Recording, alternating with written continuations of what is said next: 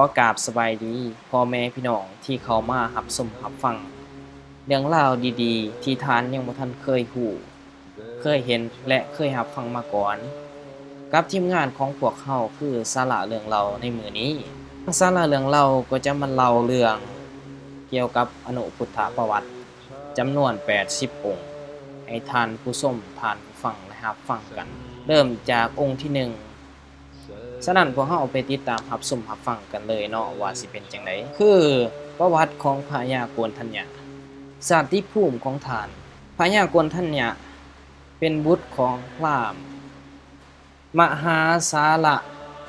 กบิลพัสต์ชื่อเริ่มเอิ้นว่าโกณฑัญญะเมื่อเจริญวัยแล้วเลยเข้าไปศึกษาทำเฮียนจบไตรเพศได้หูลักษณะมุ่นคือตำราถ้วยลักษณะทำหน่วยลักษณะให้เข้าเมื่อพระมหาบุรุษประสูติได้ประมาณ5วันพระเจ้าสุนโธทนะพระราชบิดาเชิญพราหมณ์180คนมาเลี้ยงโภชนาอาหารในพิธีทำนายพระลักษณะตามพระราชประเพณีได้คัดเลือกเอาพราหมณ์8คนในจำนวนพราหมณ์ทั้งหมดนั้นให้เป็นผู้ทำนายลักษณะของพระมหาบุรุษ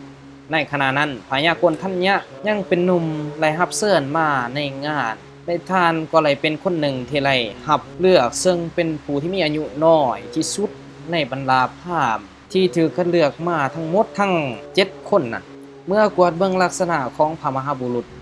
แล้วทำนายไว้อยู่2ลักษณะคือถ้าอยู่ของพระราชจักรพรรดิจะได้เป็นเจ้ามหาจักรพรรดิประการที่2ก็คือถ้าเสด็จทรงผนวดจะได้ตรัสรู้เป็นพระสัมมาสัมพุทธเจ้าและเป็นศาสดาอีกของโลกส่วนพญาโกณฑัญญะนั้นมีความมั่นใจว่าพระองค์จะเสด็จออกทรงผนวดแน่นอนจึงทำนายไว้เป็นลักษณะเดียวว่าพระองค์จะเสด็จออกผนวดได้ตรัสรู้เป็นพระสัมมาสัมพุทธเจ้าเป็นศาสดาเอกของโลกเป็นที่แน่นอนตั้งแต่นั้นมาโกณฑัญญะพราหมณ์มีความตั้งใจว่าถ้าพระองค์จะเสด็จออกทรงผนวดเมื่อใดถ้าตนเองยังมีชีวิตอยู่จะออกบวชตามเมื่อนั้นในเวลาต่อมาเมื่อพระองค์จะเสด็จออกทรงผนวดแล้วและทรงบำเพ็ญทุกกิริยาอยู่ในขณะนั้นโกณฑัญญะพราหมณ์ได้ทราบข่าวนั้นจึงได้ชักชวนกวนเอาพราหมณ์4คนคือวัปปะพัทธิยะมหานามะอัสสสิร่วมเป็น5คนเอิ้นว่าปัญจวัคคีย์ทั้ง5หรือว่าพราหมณ์ทั้ง5นั่นแหละไล่ติดตามพระองค์เพื่อคอยปฏิบัติอุปถากรักษาทุกๆเช้าค่ำด้วยมีความหวังว่าถ้าพระองค์ได้บรรลุธรรมได้แล้ว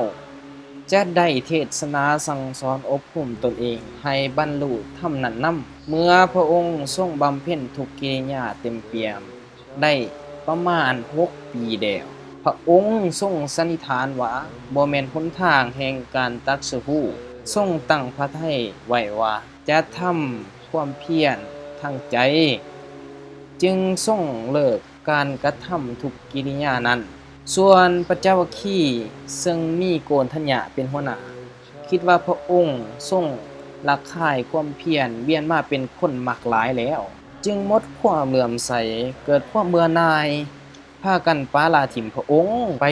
สู่ที่ป่าอีสีปาตนะมิขทายวันแขวงเมืองพาราณสีเมื่อพระองค์ได้ตรัสรู้เป็นพระสัมมาสัมพุทธเจ้าแล้วทรงลำลิสอบหาคนที่จะรับพระธรรมเทศนาเป็นคนทำอิฐพระองค์ทรงระนึกคิดถึงอาจารย์2ฐานคืออาสาลานบทกาล่ามโคกับอุทธกาลบทล่ามบุตรซึ่งพระองค์ได้อาศัยศึกษาลัทธิของทานแต่ทานทั้งสองได้เสียชีวิตไปก่อนแล้วลำลับต่อมาทรงระนึกถึงพระปัญจวัคคีย์ที่เคยเฝ้าปฏิบัติอุปถากรักษาพระองค์มาขั้นทรงลำลิอย่างนั้นก็เสด็จไปสู่ป่าอีสีปาตนะมิขทายวันขณะเดียวกันนั้นพวกปัญจวัคคีย์ได้เห็นพระองค์เสด็จมาแต่ไกล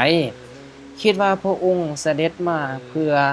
แสวงหาคนอุปถากจึงได้นัดตกลงกันว่าพระสมณะโคดมนี้ค่ายจากความเพียรเวียนมาเป็นคนมากหลายแล้วเสด็จมาบอนนี้พวกเฮาบ่พึงไหวบ่พึงลุกขึ้นยืนต้อนรับในยาหับปานะหรือว่าหาปาดผ้าไตรจีวรของพระองค์เลยจะอยู่แต่อาสนะบ่นั่งจะปูแต่อาสนะบ่นั่งไว้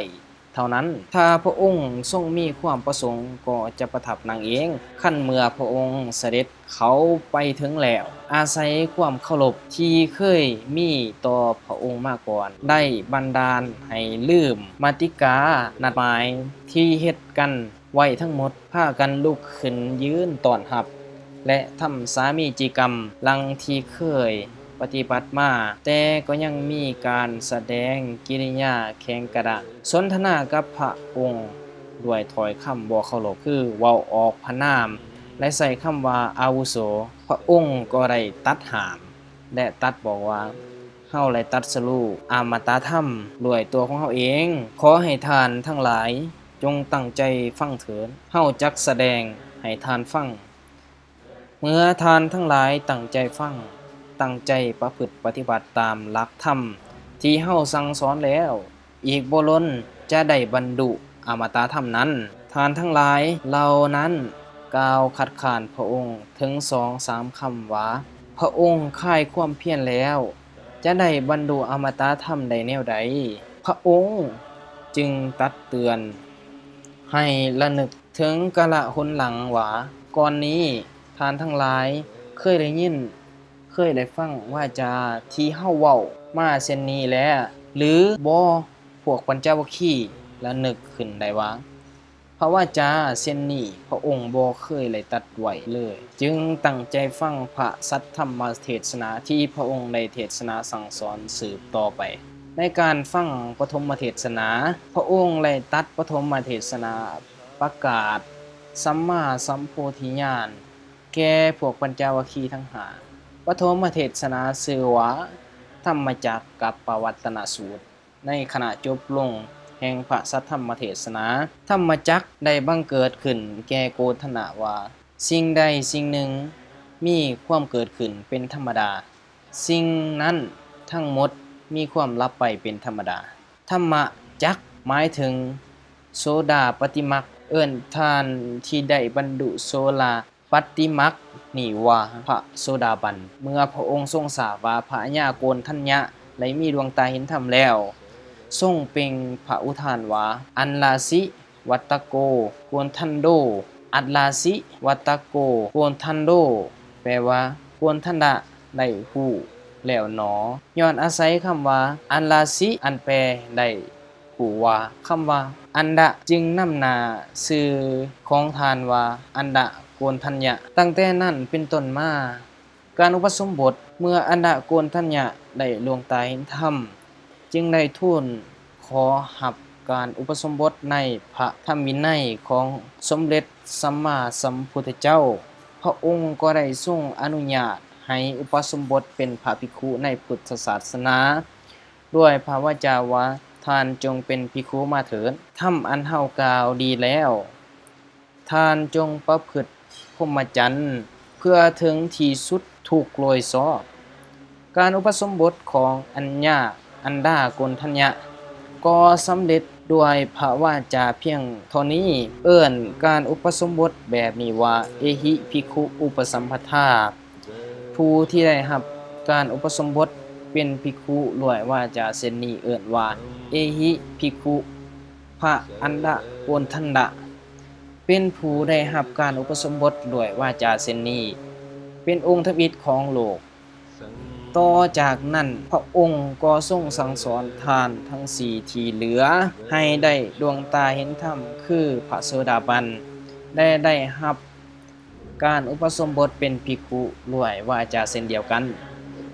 ต่อจากนั้นพระองค์ได้ตรัสเทศนาเป็นหนทางแห่งการอบรมวิปัสสนาวิมุตติอันเป็นที่สุดแห่งพรหมจรรย์ชื่อว่าอนัตตลักขณสูตรในเวลาจบพระธรรมเทศนาจิตของพระปัญจวัคคีย์ก็หลุดพ้นจากกิเลส สาวะบ่ถือหมั่นด้วยอุปทานสำเร็จเป็นพระอรหันต์ในข่าวที่สมเด็จพระสัมมาสัมพุทธเจ้าทรงสาวกออกไปประกาศพระศาสนาเป็นครั้งทำอิฐพระอันดาโกณทันดะก็เป็นกำลังสำคัญองค์หนึ่งในการช่วยประกาศพระศาสนาแต่บ่มีหลักฐานปรากฏแจ้งคักว่าได้ประกาศบอนเขตแคว้นเมืองใดคงมีแต่การสันนิษฐานว่าทานคงจะไปบ้านพราหมณ์ที่ชื่อว่าพลตดวัตถุอยู่แขวงเมืองกบิลพัสต์ซึ่งเป็นภูมิลำเนาเดิมของทานเองเพราะมีหลักฐานในตอนที่ทานพราหมณ์มีชื่อว่าพุตตมภพบุตรของนางมั่นตานิซึ่งเป็นกานิทกะขินีของทานเขามารับการอุปสมบทในพระธรรมวินัยจะพาเขามาอุปสมบทในข้าวขังนี้หรือบ่ได้ขอนักปราชญ์นักเรียนพระธรรมวินัยให้ปัญญาลินตองเบิงเถินไล่รับเอกคตถาพระอันนโกณทันดะได้รับการยกย่องจากพระบรมศาสดาว่าเป็นยอดกว่าภิกขุทั้งหลายผู้กตัญญูแปลว่าผู้ฮู้ราตรีหมายถึงท่านเป็นผู้เก่าแก่ได้รับการอุปสมบทก่อนภิกขุองค์อื่นทั้งหมดในพระพุทธศาสนาเป็นผู้รอบรู้เหตุการณ์ต่างๆมาตั้งแต่ต้นเป็นผู้มีประสบการณ์หลายการปรินิพพานของท่านอัญญาโกณทัญญะพระอัญญาโกณทัญญะเป็นผู้มีอายุหลายอาศัยอยู่ในเสนาสนะใกล้บ้านของท่านในคราวหนึ่งท่านบ่มีความสบายใจจึงได้ถวายบังคมลาพระบรมศาสดาไปอยู่ป่าที่พระคันธรัสนาจารย์กล่าวว่าสาทันตาสระอยู่ประมาณ12 ปีแล้วท่านได้รับขันปรินิพพานอยู่บอนนั้นก่อนพระพุทธเจ้าปรินิพพานเรื่องราวที่ผ่านไปนั่นก็คือประวัติความเป็นมาของพระอันดโกณทันดะท่านผู้ชมท่านใดที่สนใจติดตามมาฟังเรื่องราวดีๆแบบนี้ต่อไปอย่าลืมกดไลค์กดแชร์และกด Subscribe ถ้าถึกใจถ้ามักก็อย่าลืมกดกระดิ่งเพื่อเป็นการแจ้งเตือนในครั้งต่อไปสำหรับคลิปวิดีโอนี้ขอสบายดี